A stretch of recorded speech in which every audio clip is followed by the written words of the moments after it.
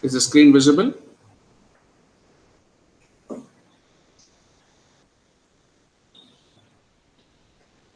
Yes, welcome to the certificate program in the teaching of English as a second language. So CTE 3 and 4, I have combined these two courses as there are a lot of similarities in these two courses. So let us first understand about the learner, right? And the role of a teacher. So you have chosen this course. Maybe you may be a teacher or you're aspiring to be a teacher. So first let us understand the role of a teacher and the nature of a student.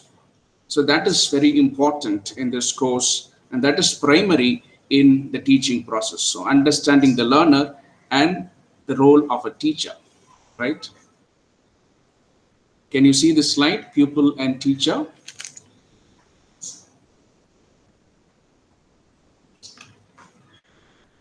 The learner at the primary school level. So we will see in these lines, introduction, spotlight on the learner at the primary school level, personality and social development of the learner, cognitive and language development at the primary school level, and your role as a primary school teacher. So in between, we will also discuss about listening, speaking, reading, and writing, the LSRW skills. Is the PPT visible for you? Is the PPT visible?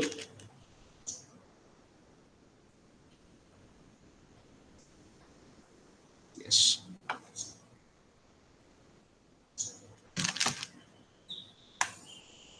So how does a child learn? First, let us understand how does a child learn. Can anybody answer in the chat box? You can put your comments.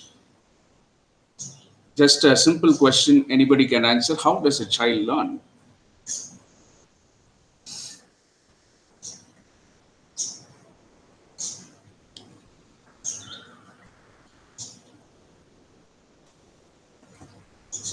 It listens and then it's there in the slide. How does a child learn? You can simply answer in your own words. How does a child learn? It observes, imitates, right? So seeing the parents, it does whatever the parent is doing, right? So you have to understand first, a child is an emotional being. Okay, it acts according to the surroundings, the experience of the surroundings. There are various theories for it. Sonia is not a machine, but a thinking human being. So you have to treat the students as thinking individuals, not machines, right? You have to understand that. Know your students as individuals and groups. So I have come across teachers who don't know who the students are, know something about their life, their personal life, their background, especially their family. Okay, you will come across various types of learners, and you should know how to deal with them, especially students from underprivileged sections. They may have a lot of trouble in learning. They may be slow learners. So you cannot treat everybody equally. So an individual approach is very important in the teaching process. So you have to keep in mind. So let us explore the learner, understand the learner at the primary school level. So the age group is between 6 to 11. Variations are there within a class. There are various reasons for that. Exposure at home, the literacy level, okay, how much their parents are educated, learning tradition in the family, whether parents are literate or illiterate. All these things play an important role in assessing, okay, the nature of the class, the nature of the students, the individual differences among students. Students at various stages of development. Some may have less cognitive abilities. So you have to understand all these things before understanding the students, dealing with slow learners, dealing with fast learners. How do you deal with slow learners? What are the measures you take to address their issues? So whether is there any extra coaching you are giving, or Are you giving individual attention to students, getting to know them, getting to know their problems? So you can say them, slow learners are not always slow, they are slow bloomers. They bloom slowly, right? And likewise, fast learners are fast bloomers. They bloom at a fast rate, right? But the slow learners will also bloom at a certain point with your support as a teacher. So understand the role of a teacher, which is very important. You are a responsible nation builder. You have to understand that and act accordingly. So the personality and development of the learner. So as I told you in the beginning, human beings are emotional beings. We have to understand, read emotions of a child and treat accordingly. Emotions are the wellspring of all human activity. Emotions and cognitive processing, right? Babies deprived of a warm relationship with a caregiver show mental retardation within a few months. So the background of this child, as I told you, if it is an orphan child, right? If it is brought in an institution without care and love and affection, there may be mental retardation in a child like that. So it is in research, it is proved that such babies without mother's care, an orphan child has a lot of emotional issues. It may be in stress, depression, anxiety. So as a teacher, you should know how to deal with these students. And emotional development in primary school, this is the time their emotions are developed.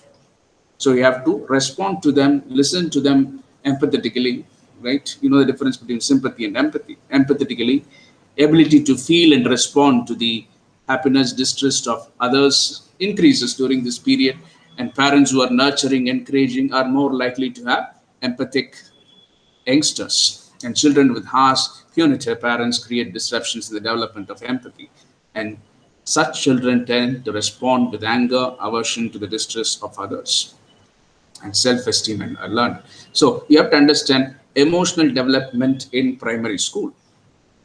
And the child imitates the parents. So how the parents react, how the parents, okay, respond to the surroundings, how they behave, it affects the children drastically.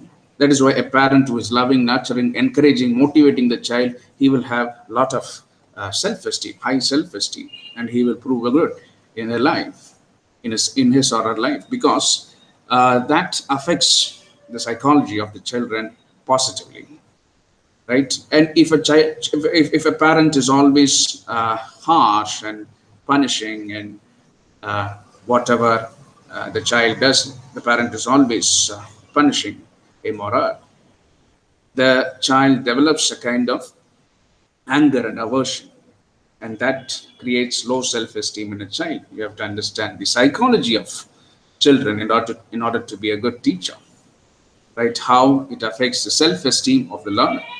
So in that way, you have to create such an atmosphere, right? Such a conducive, caring atmosphere for the students. Without fear, they have to learn in a classroom. Motivate them as much as possible.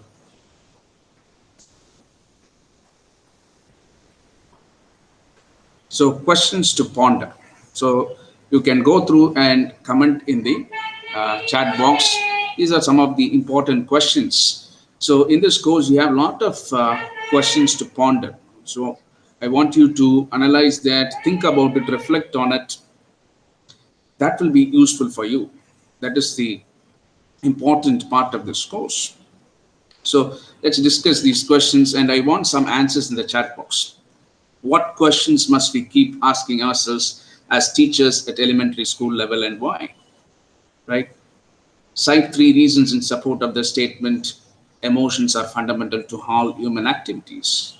So I want at least one of you to answer whatever the question may be.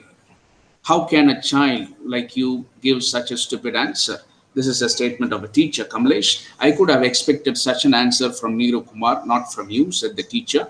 Describe the possible effect of this remark on the self-esteem of Kamlesh. Neeru. What is attribution retraining? Explain with examples how it can be done. Think back to your childhood. Can you remember any adult who added to your self esteem or damaged your self esteem? Does this have any long term impact? I expect a few answers in the chat box.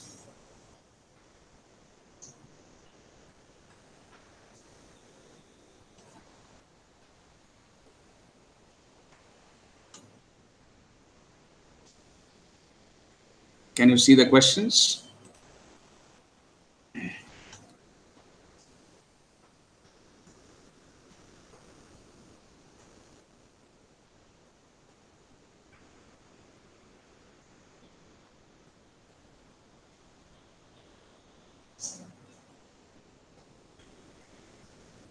So at least you can say something about your childhood and you remember a teacher who added to your self esteem.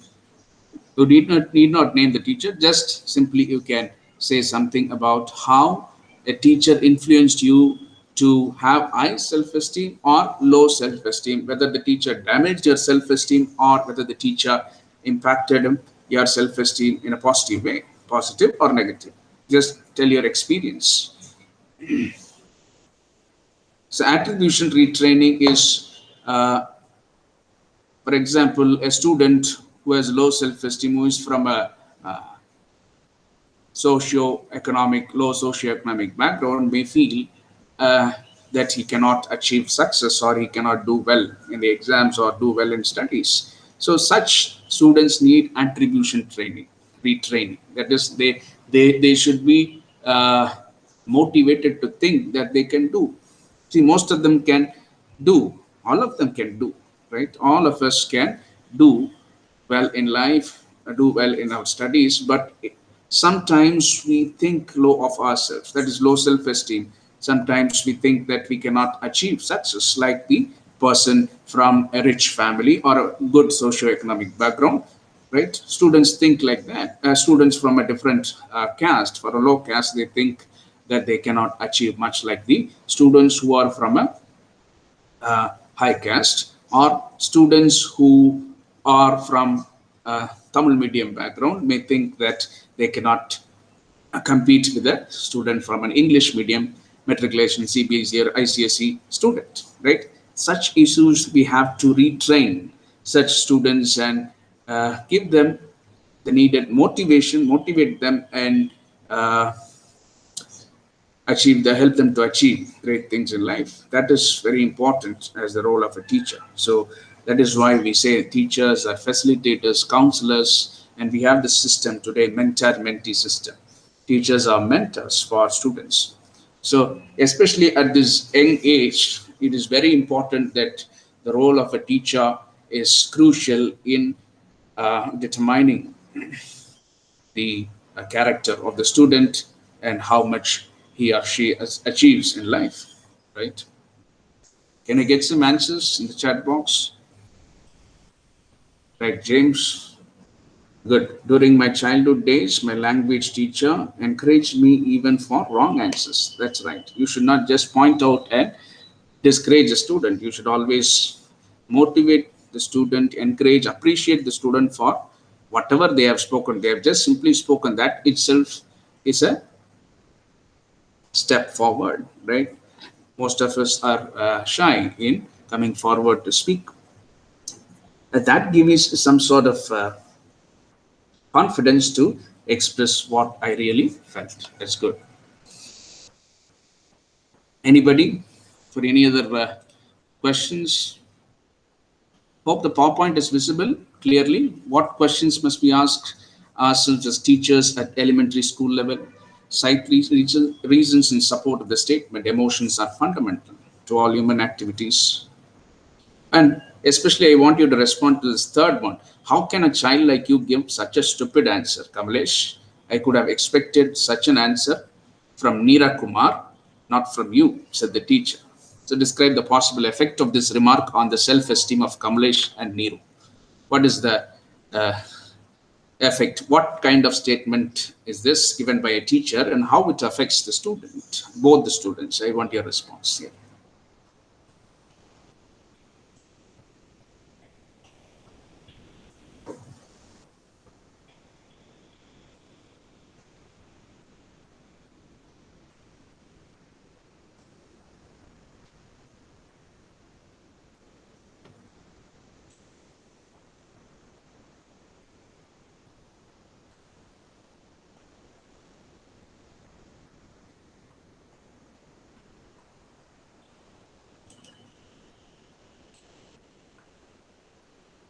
confuses child as to which answer is stupid. And this kind of comment will definitely demotivate the child. That's good. James and Lakshmi, that's good.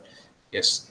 It will demotivate the child. It will affect the self-esteem of Kamalesh as well as Nero, both the children. Right. We'll move on to the next part.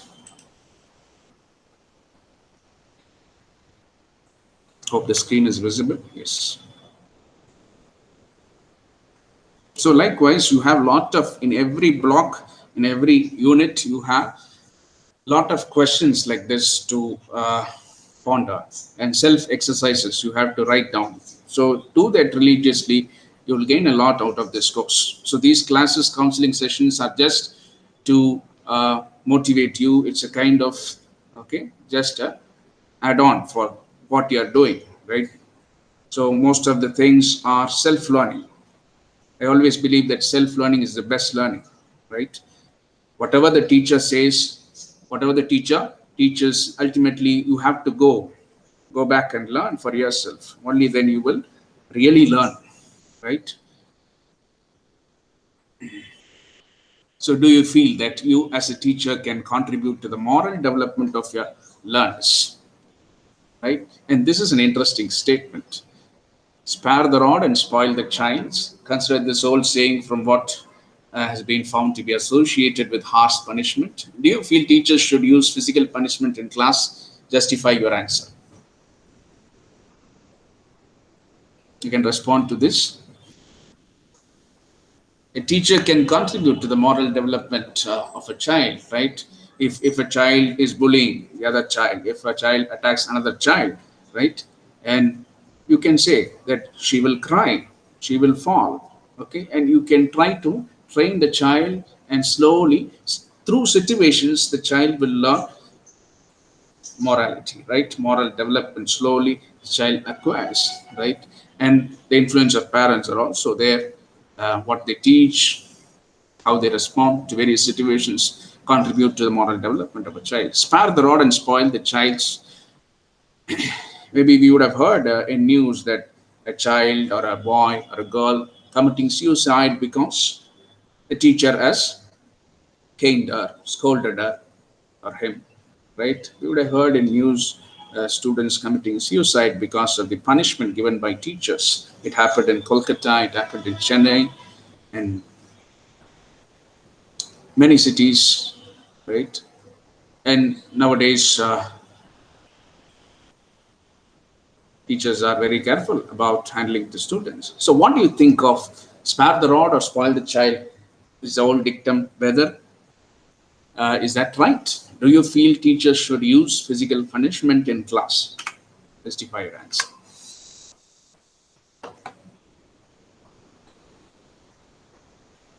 No, physical punishment towards the child, it affects the ego, right? Yeah, try to uh, correct the child, but do not punish him physically. That's very bad. So that's whatever researchers and educationists have discussed, they have argued for and against, but most of them have concluded that caning, physical punishment is not the way to deal with students. It is with affection, kindness, okay, how you motivate the students, how you raise their self-esteem, that matters. That plays a role, right? Correct them, be stern, but do not physically punish them. Do not scold them badly. You have to keep in mind as a teacher, you should be very careful when dealing with the students because they are emotional beings. Students are emotional, right? Most of the time they react. So advise them constructively, make it a constructive, okay, punishment, even if it is so. It's not anyway a physical or a verbal abuse.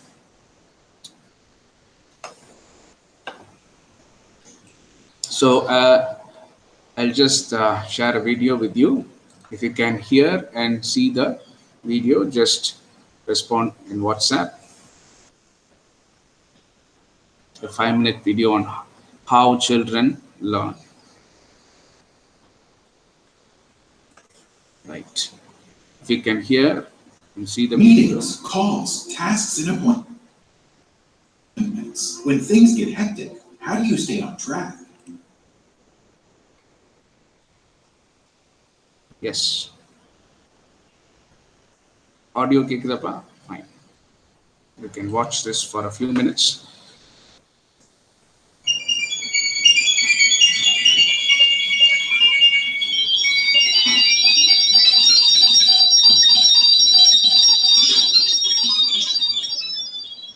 This title is misleading. The film should be entitled How People Learn, but we might not have gotten you to see it. Learning is as natural human activity as breathing and eating. Humans learn all the time. We learn good things and bad things. We learn true things and false things, but we are always learning. Learning can be defined as taking in new information and acquiring skills. All cultures for thousands of years have noticed that at about 6 years of age, children are ready for and desirous of a new kind of learning experience. By 6, most children have learned much about their immediate surroundings and are ready to be more active participants in their worlds. They are ready to deliberately learn the skills of their people.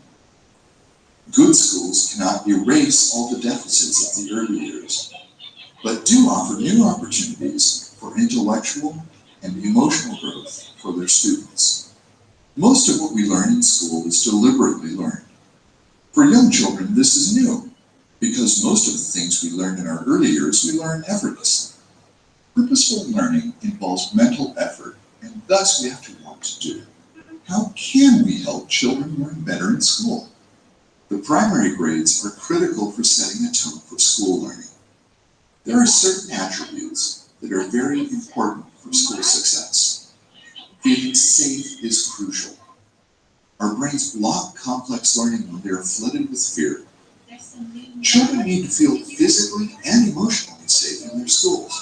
Feeling valued is also an important component of a good school experience. Continuity. We do know that new learning has to connect to old knowledge. Children need many bridges to link new pieces of information to old ones. Good, cried. And if we put a T in front of that, what would we have? Instead of cried, it would be good for you. Creativity. Engaging the imagination in many different ways fosters stronger learning webs in the brain. The more ways we can use understandings, the more available they are to us. Responsibility. When children have some control over their classroom lives and can participate in planning their work schedules and goals, learning can become more self-motivating. Joy. Intentional learning, whether it is learning to play hopscotch or to decode a sentence, requires work and focus. But it has to be a reward too. We don't keep up with hobbies that seem more bother than they are worth.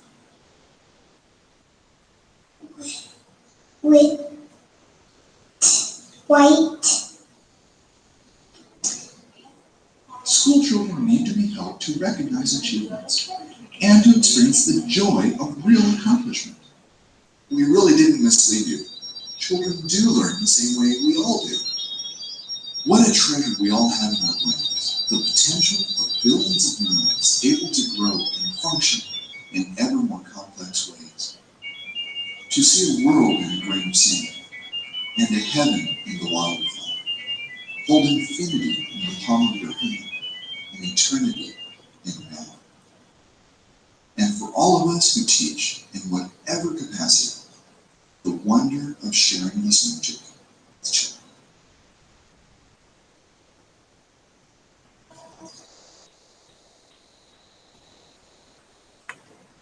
Yes. Hope you like this video. The cognitive development of a child and how child develops learning and how a child learns in a classroom and the role of the teacher. So how sensitive a teacher should be and promote learning for a child in a very comfortable environment. The joy of learning, that's very important. You have to promote the joy of learning. Corporal punishment is not encouraged. Right, that's good, James. Yes, we'll move on to the next topic.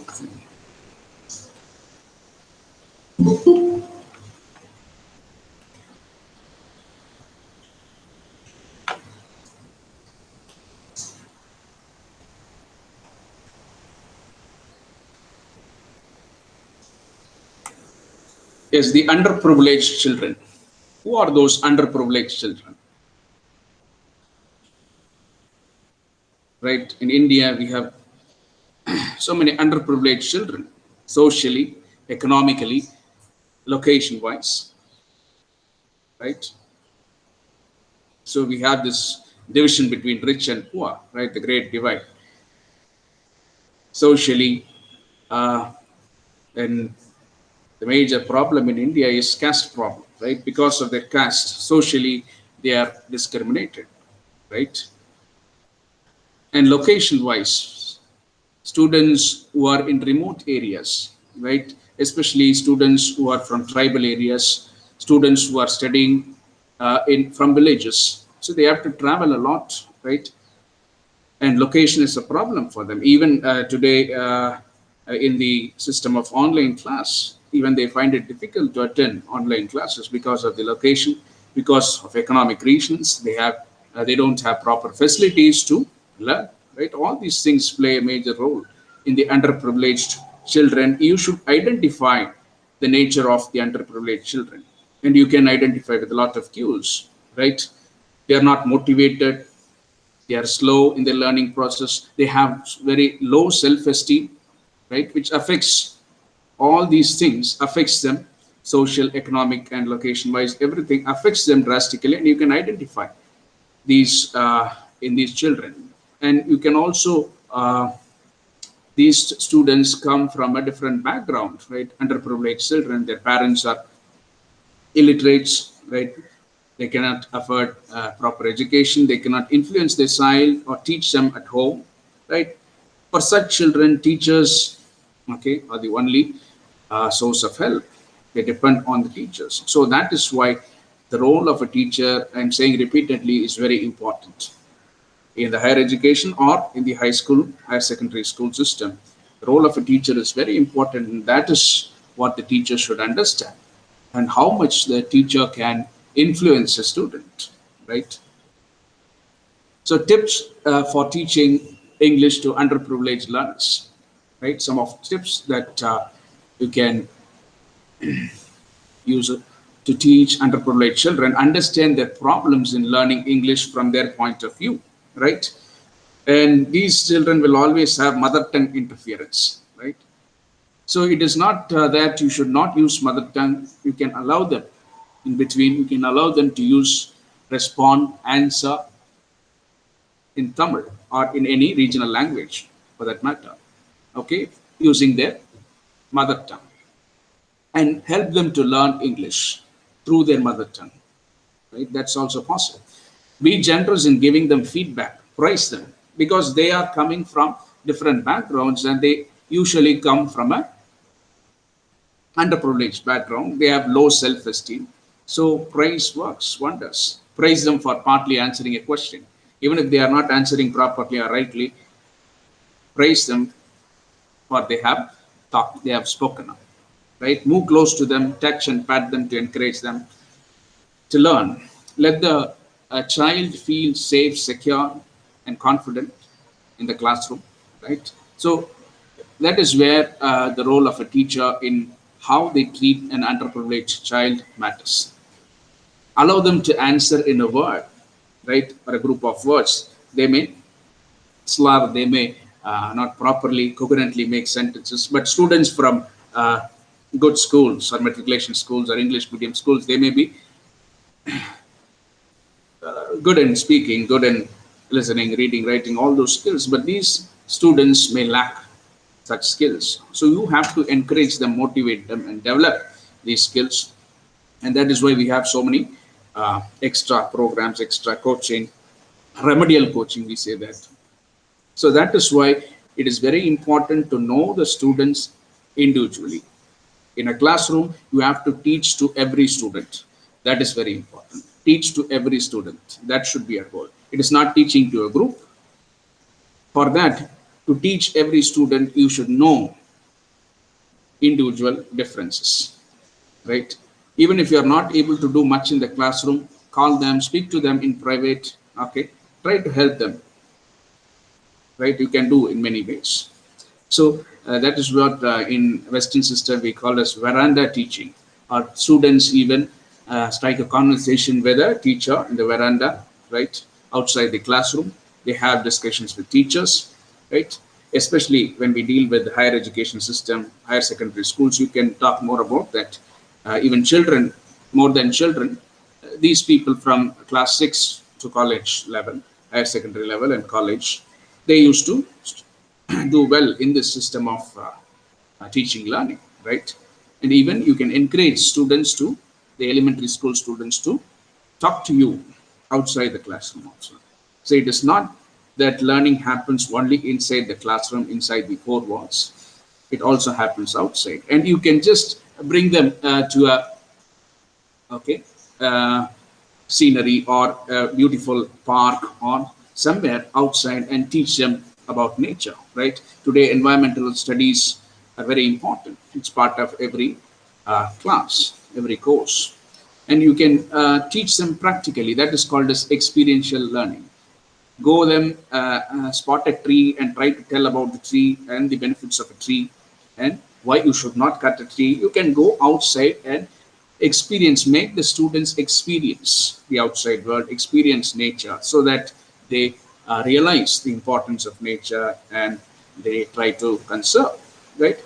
So that is why we have all these strategies of learning, teaching, right? Experiential learning. We talk about that very much today. So teacher should take some efforts in order to promote, okay, different types of learning in order to make it effective. Allow them to answer in their first language, as I told you, in Hindi or whatever their mother tongue may be. They fail to answer in English, right? And slowly motivate them to speak in English. First, they may respond in their mother tongue. It is natural. Maybe I have seen in most of the part two classes, I've handled students, especially who come from underprivileged background, they always tend to speak in their mother tongue. And I encourage them to speak, and slowly they will pick up. Slowly they will pick up the language. Do not concentrate your attention only on the privileged learners, rather than underprivileged learners need your attention more, and they need their help more. These privileged children, the fast learners, they will automatically learn, but these underprivileged children need your attention more. You have to guide them more. So that is very important, and that is where the role as a teacher, as a nation builder, is very important, right? Keep in mind all these things while dealing with underprivileged children.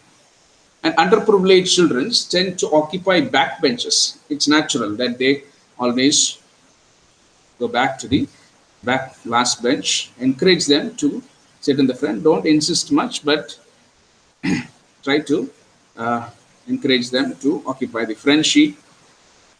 Make them sit close to some of the best students of the class and encourage them to learn from these students. So we have this type of teaching called peer teaching, where the fast learners, the bright students, will teach the slow learners. You can make them sit close to each other, and they can, the bright learners, the fast learners can contribute. Okay, they can teach. They can teach anything for that matter, arts or music or literature, whatever they are good in. If you identify a few students who are good in a particular skill, you can encourage peer teaching. You can also arrange a remedial coaching. It is not just you alone who will do the job. You can also make the fast learners to uh, contribute to the growth of the other children in the class, the slow learners. Okay, they can motivate, they can help them to learn the subject. Provide them with more cues when your underprivileged learners fail to answer, right? If they are not able to answer, just try to help them The answer is in the fourth line. Likewise, try to help them and identify the answer. So these children sometimes they don't know where the answers are. They may uh, fear is another important factor, that they don't know how to react to your questions. They did not expect. So try to guide them. Protect your underprivileged children from bullies. So because of uh, their status or class or caste they belong to, sometimes the privileged children, some children may bully the other child, right? Or see that the privileged learners do not make fun of them, right? How can you correct these bullying children, these children who try to bully the other child? So there are various measures you can undertake. Um, like you can give them responsibilities. Like you would have seen that in your even in your school days, the most mischievous guy in the class will be the class representative. The teacher will appoint him as the class representative because he can take some responsibility, right, and do better.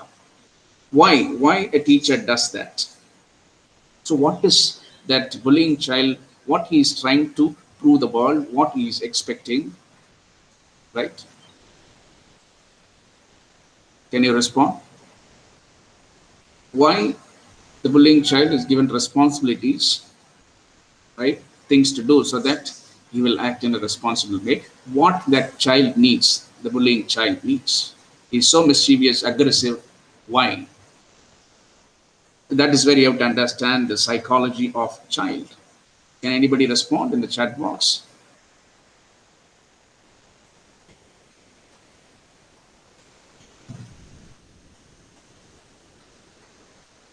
Why a child reacts like that? Why a child needs such a kind of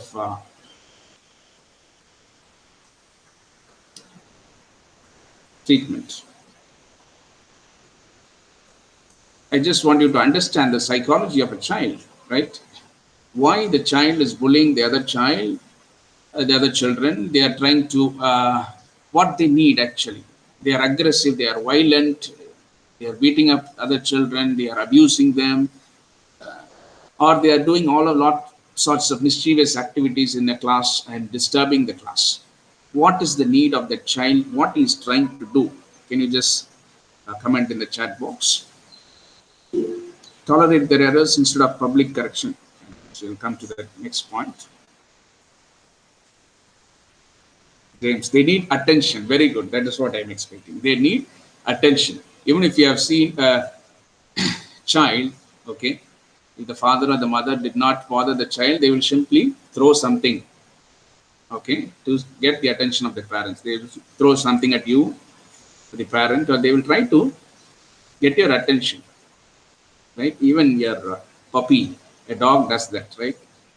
Children, they crave attention. They want recognition, right? So you give them a responsibility and try to change their behavior. That will easily correct. They will, if they get responsibility, they will slowly they will change. They will act in a responsible way, right? So that is why their need for attention is satisfied.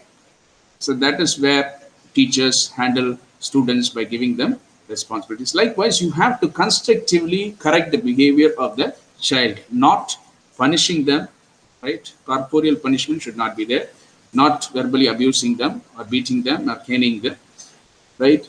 Do it in a constructive way. That is why you have to understand the psychology of a child.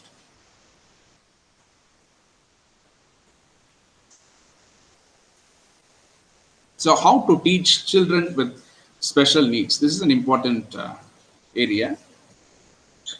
Children with special needs. Who are children with special needs?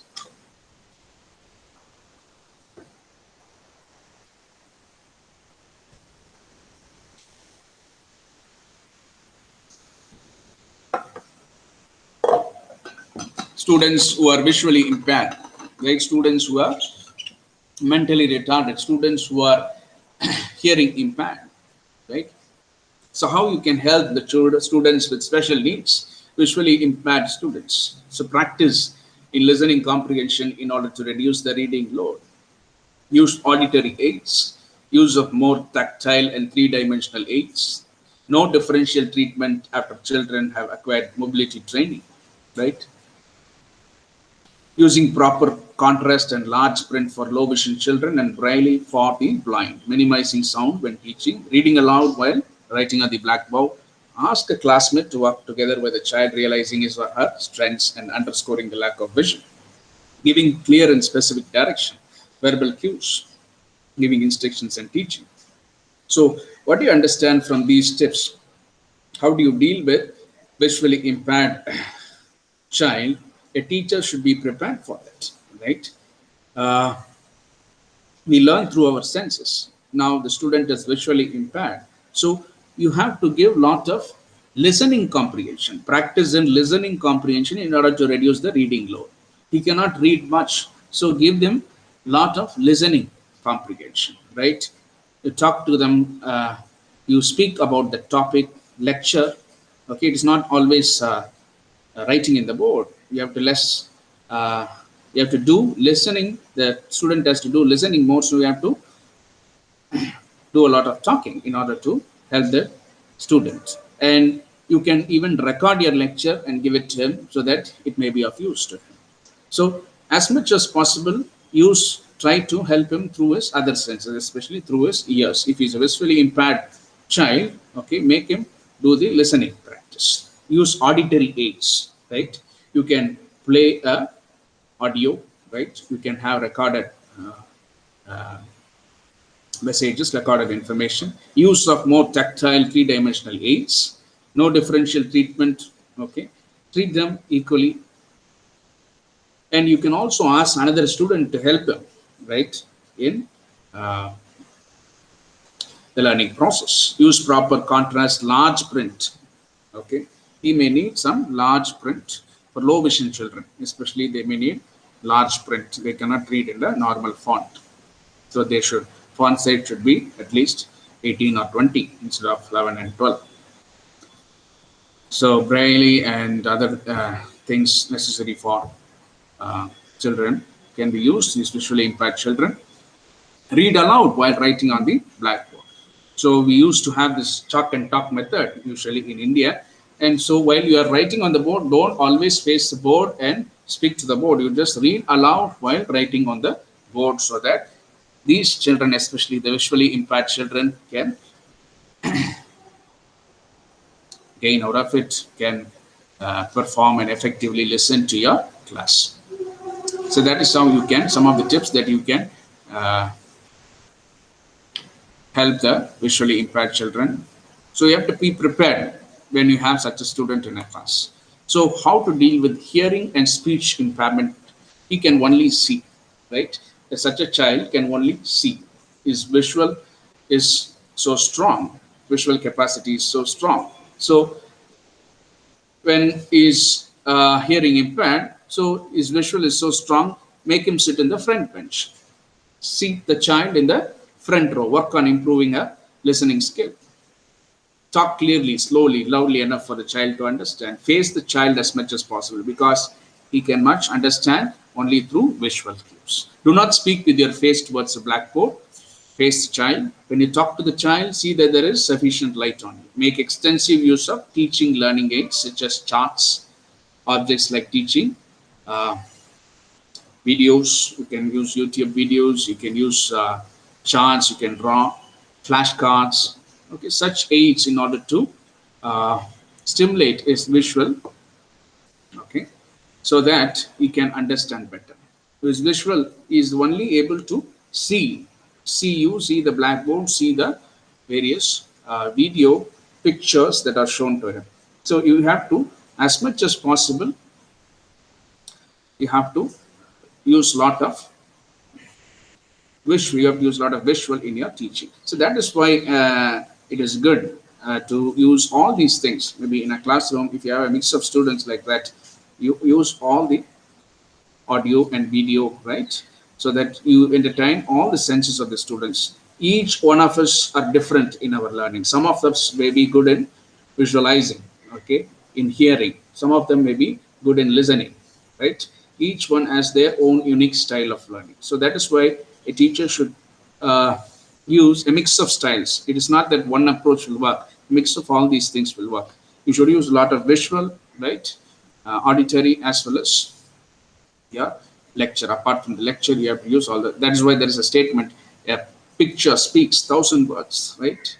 By seeing a picture, a student can understand. Rather than talking to the student, a picture can speak thousand times better than a lecture, right? That is why it is very important, the need of a picture, showing a picture or a video, right, in a class. Provide opportunities for drill and practice for teaching children with speech defects. Use action-oriented situations while teaching.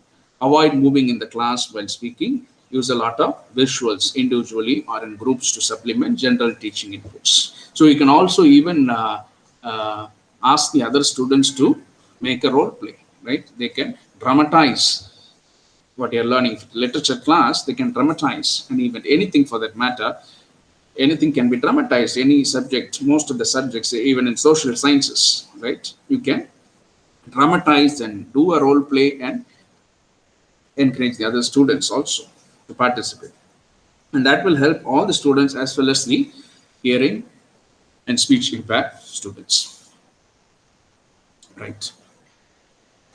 So we'll move on to teaching strategies.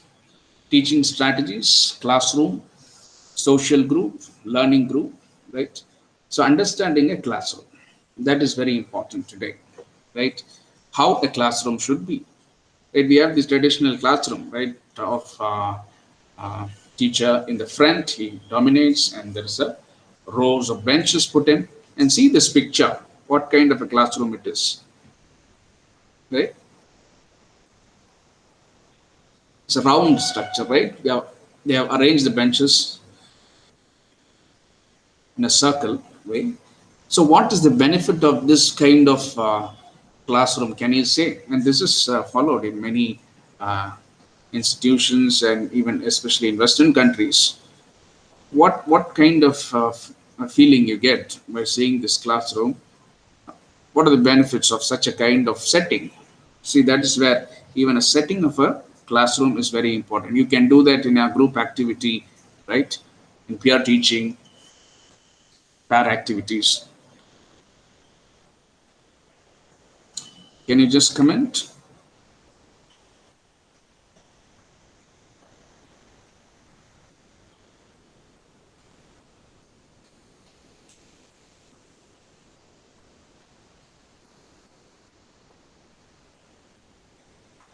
What is the role? What are the benefits of such a structure? Can you just say?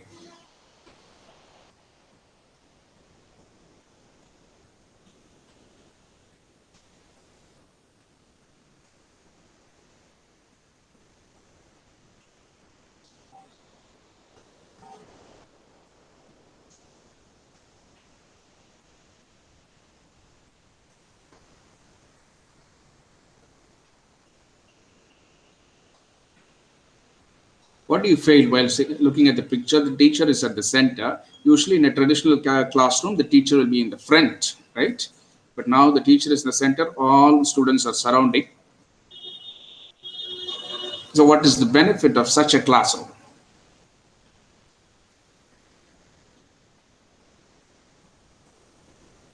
for the teacher as well as the student? Think in that manner.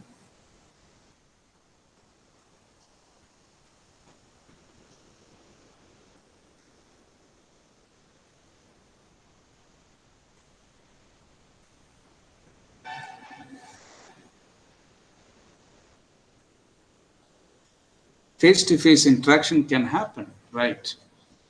The teacher can see every student in the classroom, right?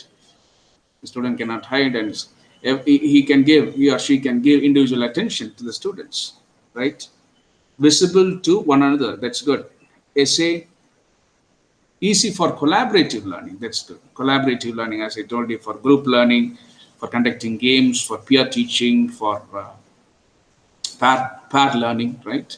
All these things, grouping as a pair, as a group, it's easy for the teacher. And the student also, he is not maybe treated at par with the teacher. A teacher is a kind of a facilitator there. A teacher does not take a dominant position. He is facilitating the learning there, right? The students feel more participative in that such a kind of a classroom, right? All of them can see the teacher can see all the students, right? A participative, positive learning experience comes out of such a setting. See, understand how a setting matters, right? And the role of a teacher today as a facilitator, not a dominant teacher or a teacher who instructs an authoritarian figure, but a teacher who helps students who come around and who is able to be participative, involved in the learning process. So the students feel secure, confident, and they are able to clarify their doubts easily, and they are able to connect with the teachers. That's also very important in such a kind of a setting, right? And especially for the teacher can see all the students, right? They can understand, they can initiate the tasks easily, right? That is the benefit of such a setting. Lesson plan. So this is a lesson plan you will prepare. Even in a college teaching or a school teaching, you have to plan before you go to a class what you're going to teach, what is the outcome of that course, right? That is very important. So I have a, is it visible? Teacher level plans, some samples. The teacher plans according to the days. Monday I'll teach composition, right? Preparation for unit 3, right? On Wednesday I'll reading a part 2, question 9 to 20. So this is a monthly plan, weekly plan of a teacher. A teacher has to write lesson plan of what are the courses he or she is taking. So preparation is very essential in a education setup. The teacher should be ready, prepared, be prepared well in order to face the challenges of a classroom, to make learning entertaining, make learning effective. That is very important. So you can see this is a elaborate, maybe I can show this. Can you see now clearly? Feedback on composition writing, right? Weekly list, reading of part 2, questions, discussions, reading of part 1, preparation of unit 3. It's how the teacher prepares. Is there a lesson plan? You can go. There are many samples like that. You can go and check in the content. Review of a story, questions for wider discussion. So all the things that you're going to do, what you're going to do, right? You have to keep the students engaged in 1 hour. What you're going to do, whether you're going to entirely teach the whole hour or whether you're going to conduct some games or initiate a discussion, right? You should be able to do all these things to entertain the students, to keep their attention, right?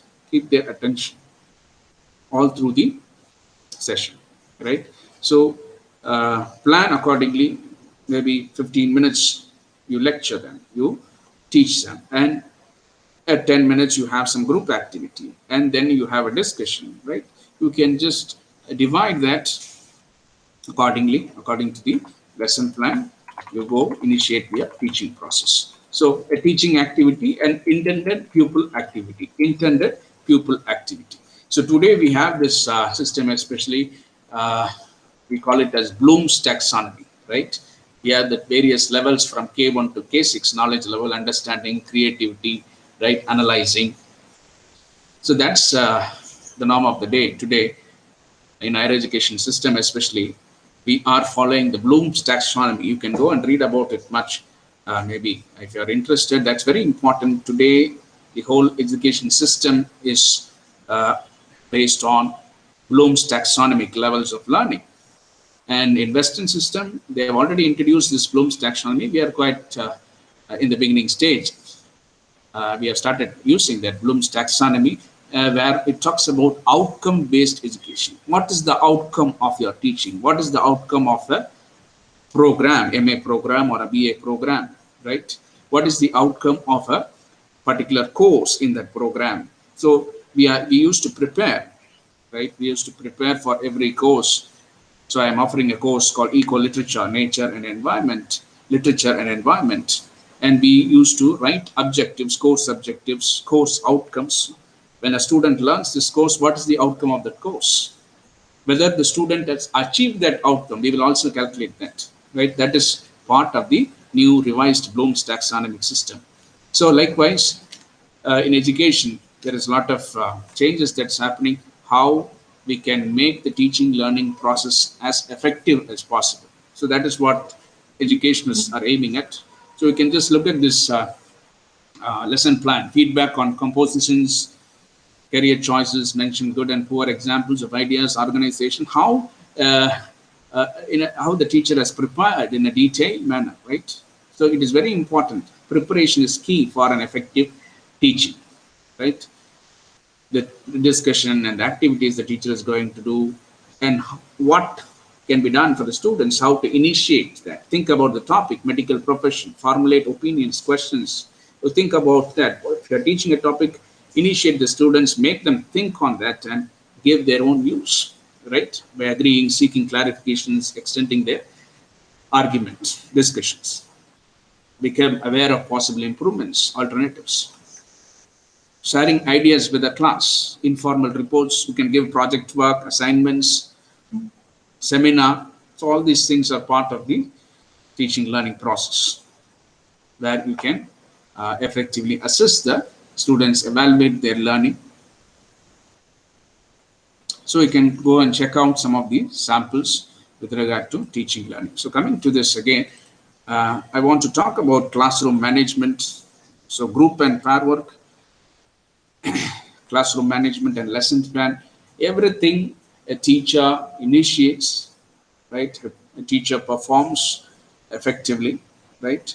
Whether it is effective, whether it is bringing out the desired result, a teacher should reflect. That is very important. So we used to get every year we used to get feedback from students, and based on various parameters from our punctuality to our subject knowledge level and how we use ICT, everything is judged and the students give a particular percentage. Based on students' feedback, we used to get feedback every year in college.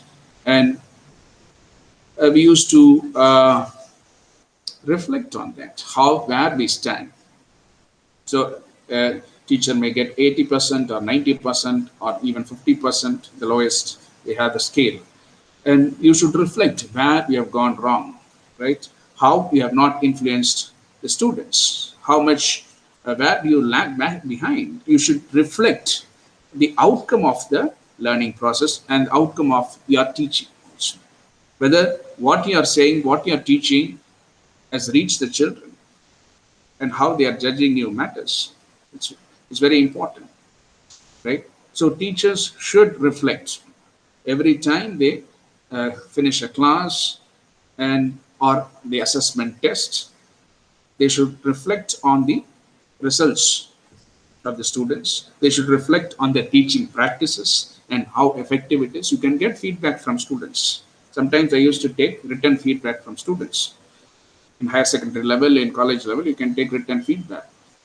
And even the systematic procedure followed in institutions, they also give you a lot of things to reflect on based on various parameters, from your punctuality to your subject knowledge and to the way you use ICT. Everything is judged, and you can see where in which area you lag behind and try to work on it. Right? Teachers are they don't know everything, and then right today you have to understand we are also learners. Teachers are also learners, or you can say that teachers are lifelong learners. They have to learn every day, right? That is why I think you are all lifelong learners. That's why you have joined an open educational system like IGNO, right? You want to learn. Even if you have done your degree, you want to do a certificate course or a diploma course. So that thirst for knowledge should always be there in a teacher, and the teacher should continue to learn. And just share this video with you. If you can see the screen, hear it clearly, just respond to me in the WhatsApp group.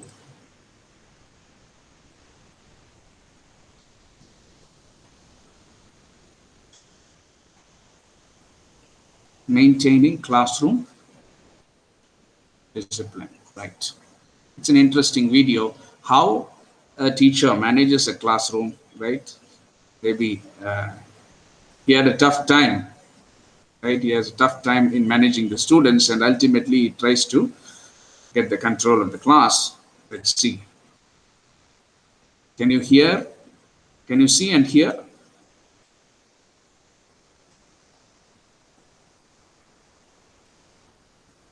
It's just a 15 minutes video. Just listen to it.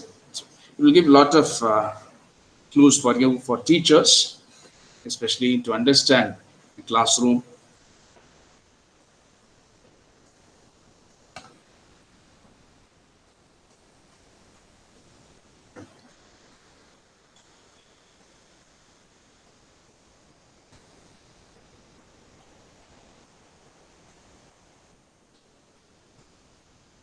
The vast majority of behavior problems in the classroom involve minor breaches of discipline. Is it visible? These Can you hear? incidents usually originate in the classroom situation itself and are within the control of the teacher. Disciplinary problems in the classroom are symptoms of underlying weaknesses in the total learning situation.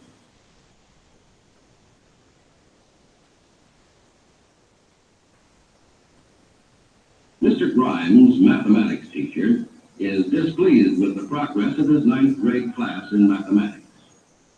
You see what low grade you made on your weekly mathematics test? More than half of you failed. Most of those who passed just got by. Nobody got 100%. This is the poorest class I've had in a long, long time. Most of you have no foundation at all.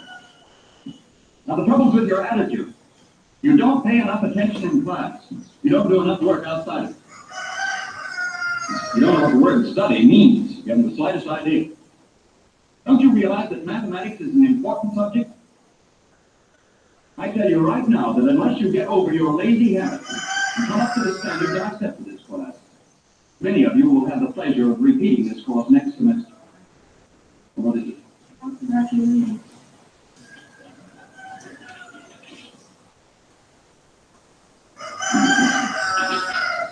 I believe for a few minutes.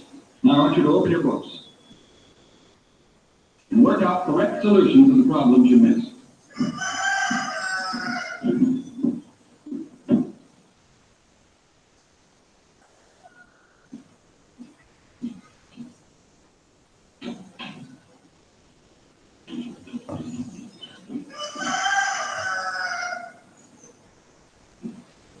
I can't make any sense out of this.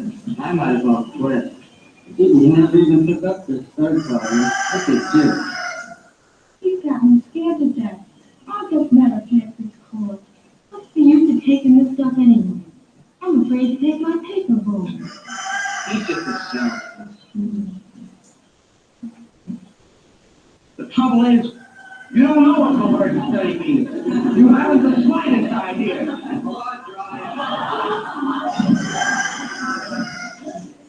This. What kind of behavior do you call this? Wait a minute, you stay where you are. This is the kind of behavior I might have expected. All I do is leave the room for a few minutes, and what do I find? Confusion, disorder. And you, what are you doing? I was just Going to what? Building a eraser, I suppose. A good thing I caught you. I'll make an example of you. That's enough out of you. Leave this room and report to the principal's office immediately. Well, hurry up. Don't take all day.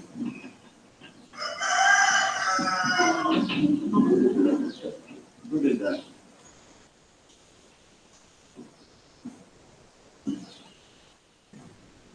All right, since you think it's so funny, the whole class can stay in for 45 minutes this afternoon. Then you'll see how funny it is. Remember, the whole class is to report back here at 4 o'clock. Where were we? I can't go on in the newspaper yesterday. I got football practice. You can go fly a kite. I have a piano lesson. It's horrible. Stop that whispering.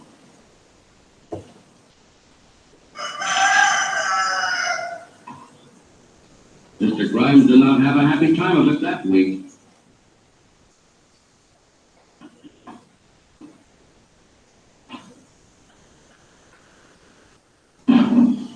Who dropped that book?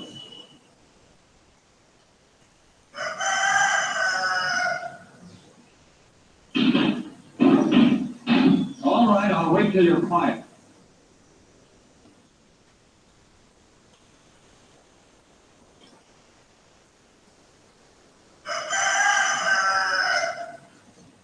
Many of you failed to hand in your homework yesterday. Now, you know that what is this? Stop that noise. 2 detentions. 3 detentions. Leave this room and don't come back until you're ready to apologize.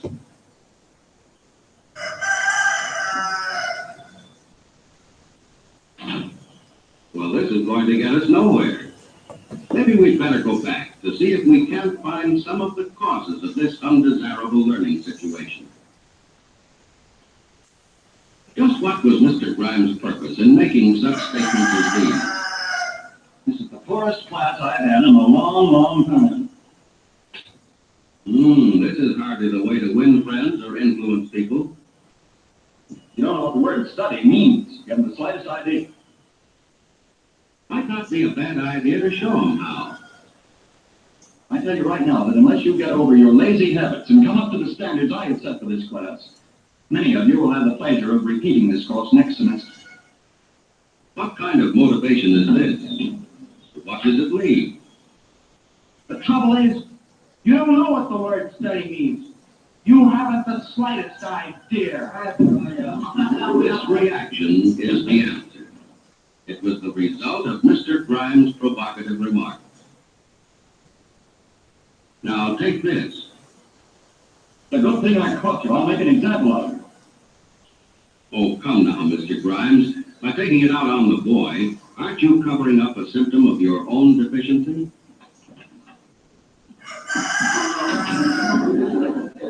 Who did that? Yes, who did? Some boy, probably. But the chances are it summarizes the feelings of the group. There is an unwritten code covering such situations. Why try to buck it? All right, since you think it's so funny, the whole class can stay in for 45 minutes this afternoon. Mass punishment is a dangerous weapon and doesn't work too well. 2 detentions. 3 detentions. Leave this room and don't come back until you're ready to apologize to me. It's a long way to the end of the term. When will this end? Thus, what should have developed into a sequence of pleasant and valuable learning experiences had deteriorated into a series of disagreeable and injurious personal tensions. This is all wrong. Need any of these incidents have occurred at all? Suppose Mr. Grimes had tried another approach. Most of you are disappointed in the low grades you made on this test. So am I. Nearly all of you had trouble with that last problem on ratio. Perhaps I didn't do a good job explaining ratio. Now, ratio is commonly used in everyday life. Mother uses it in the kitchen when she takes a recipe for a big cake, uses proportional amounts of ingredients to make a little cake, vice versa. I don't know anything about baking, but let's suppose the recipe called for 8 cups of flour and 4 eggs. I want to make the cake half that size. How much would I use? You need 4 cups of flour and 2 eggs. That's right. You boys use it in the shop when you read a blueprint. As you know, a blueprint's merely a scale drawing of something that's usually larger. Suppose I had a blueprint of a bridge that's going to be 100 feet wide. But on this drawing, the bridge is only 10 inches wide. Now, how many feet would each inch represent? 10 feet. That's right. Now, that's using ratio. Well, let's see where we made our mistakes. The problem was this. What is the ratio between 4.5 yards and 1.5 feet? Now, you were terribly 4.5 and 1.5. Said the answer was 3. That's where you fell into a trap. What you forgot was that before you can divide, you have to reduce all units of measurement to the same unit. Now, what's the unit here? Feet? That's right. By golly, I sure fell for that one. First of all, let's change 4.5 yards into feet.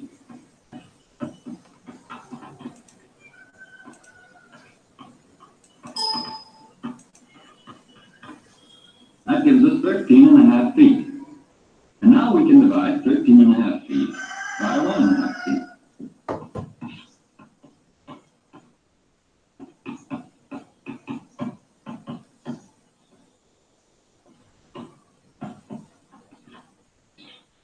The right answer is 9.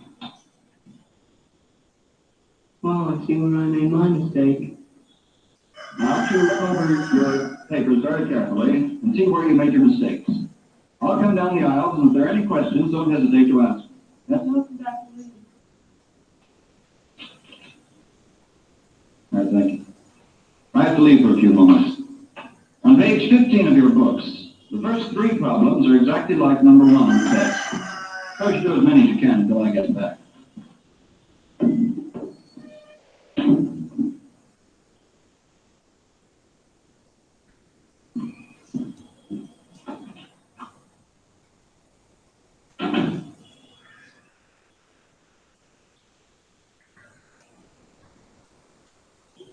I get the idea now. I sure messed up my test paper. I'm glad he's going over these questions. I'd never make head or tail out of them otherwise. You know, I'm beginning to get some sense out of this. I hope I do better next time. I'd hate to bring another paper like this home. The way he explains it, it doesn't seem too hard. Oh, come on, cut it out. I want to do these problems.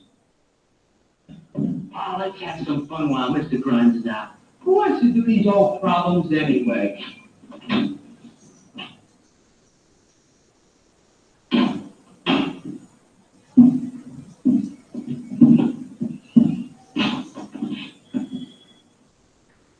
You know where that border is along. That's what it is. Grimes sure caught him in the act. Old Grimes is a pretty good egg.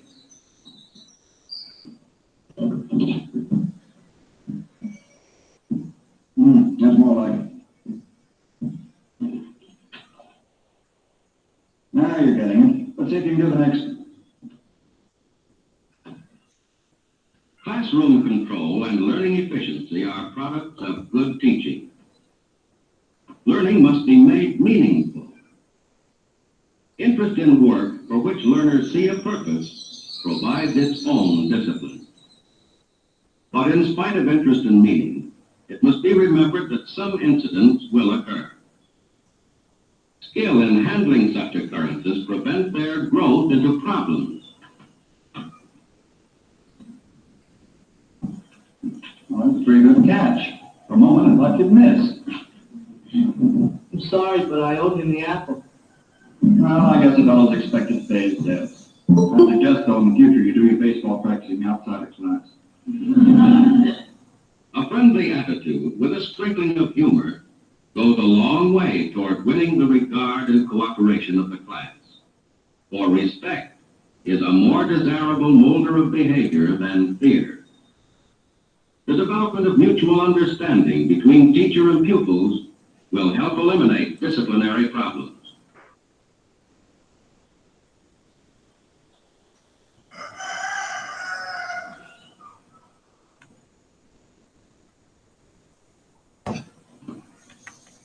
Right. Hope you enjoyed this video. Did you listen carefully? Did you watch the video carefully? How the teacher handled the students at the beginning, right? He was reacting to everything. He was scolding them, trying to react. In many ways, that did not work, right?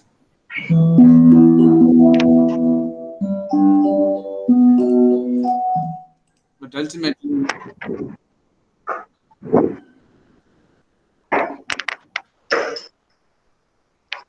Mr. Pondian, mute your audio. Kindly mute your audio. So finally, a friendly approach, right? a friendly approach by the professor has solved the chaos in the classroom, right? He got the control of the classroom finally. And he makes fun out of mischievous situations, and they finally became serious about the activities they are doing. And he's also trying to add in situations from everyday life. Did you observe that?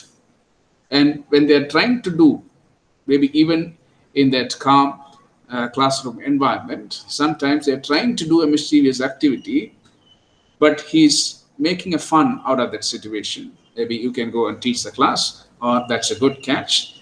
And he's changing or becoming more friendly and connecting with the group, right? That is very important. Previously, he did not connect with the group, he was just yelling, and that group punishment also did not work, right? And finally, that friendly approach to classroom management is very important. And the timely reaction, right? How you react at that time when a student tries to distract the class. That's very important, how you handle that. So I hope you are got a lot of tips from this video, right?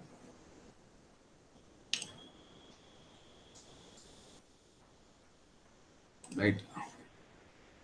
If you have any questions, I can answer. You can put in the chat box, and we will move on to CTE 4 and in the next session from 2 to 3. Okay, there's a change in timing. Kindly note between 2 to 3 p.m. 2 and 3 p.m. We will have a 1 hour session. Starts at 2 p.m. Okay, 2 to 3 p.m. So if you have any questions, you can put in the chat box. If you have any doubts, clarifications,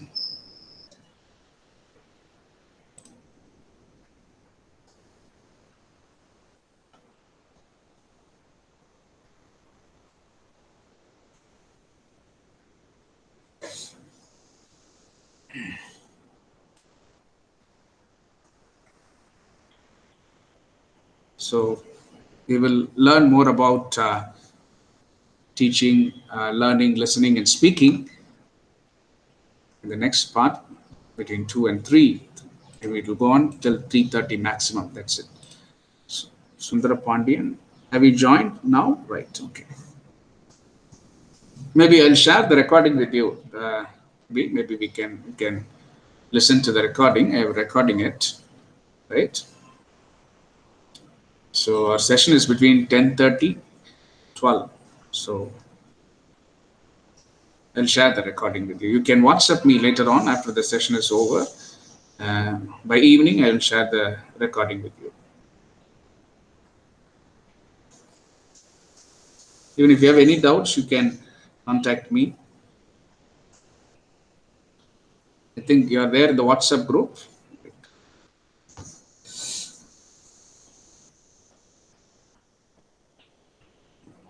Right, shall we end the meeting then? If you have any doubts. So we'll meet at 2 p.m. today, okay, for the next session. So take rest. Have a nice day. If there is no questions, I think I can close, right? Yes.